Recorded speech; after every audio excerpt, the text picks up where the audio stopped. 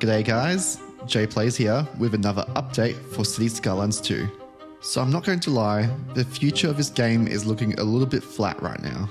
Colossal Order just released for Word of the Week number 9, and let's just say the reaction to it has not been the most positive. But let's take a look to see what was said. Last week we had in-depth conversations with our publisher Paradox Interactive on the priorities and goals for Cities Skylines 2 for 2024. Modding support, console version, and the expansion pass content are to be worked on and released during the year.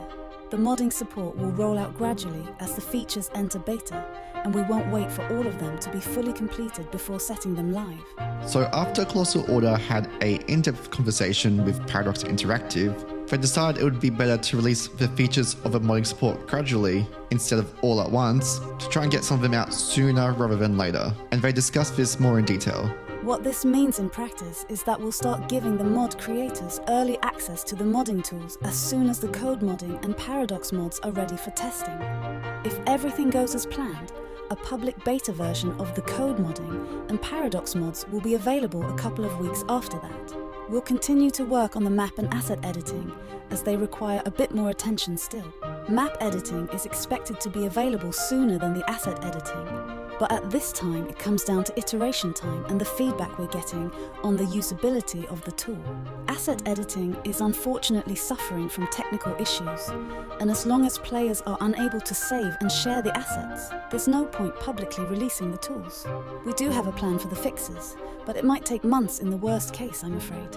So hearing the news that there could be potentially no custom assets for months is really crazy.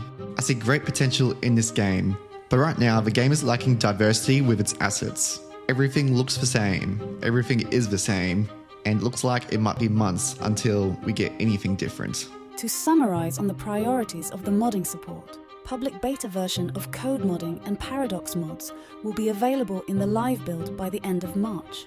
Public beta version of map editing available in the live build together with code modding or soon after. Public beta version of asset editing to be announced. Only after the technical issues are sorted can we roll out the tool. Continue to work on the modding support and get out of the beta stage during the finish fall. So if I'm understanding this correctly, we should at least get code modding by the end of March.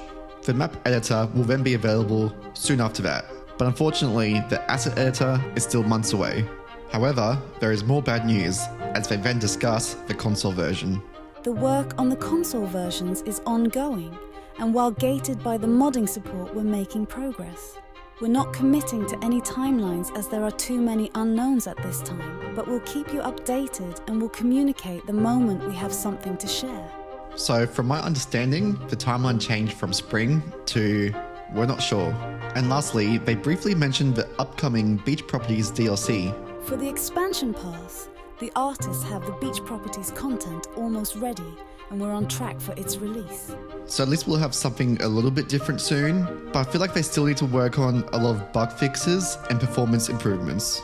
Before those bigger releases, we'll have one more patch coming out. After this, we'll include the bug fixes and performance improvements in the releases to reduce the amount of individual patches. And this, I also don't know how to feel about. Like, I understand that they kind of want to stay on a schedule and release bigger patches during the releases of their other content. But it makes me question if their main focus now is working on the DLC and not the performance improvements or bug fixes. It kind of makes it seem like the bug fixes and performance improvements are something they kind of do on the side in addition to the release of new content. Don't get me wrong, I can't wait for new content for Cities Skylines 2, but it just doesn't feel like that should be the focus right now. The focus right now should be getting the game to a good state. Honestly though, my main concern right now is will the game even be able to retain players? Right now, Cities Skylines 2 is in a lot of trouble. At the time of recording this video, Cities Skylines 2 still has way less active players than Cities Skylines 1.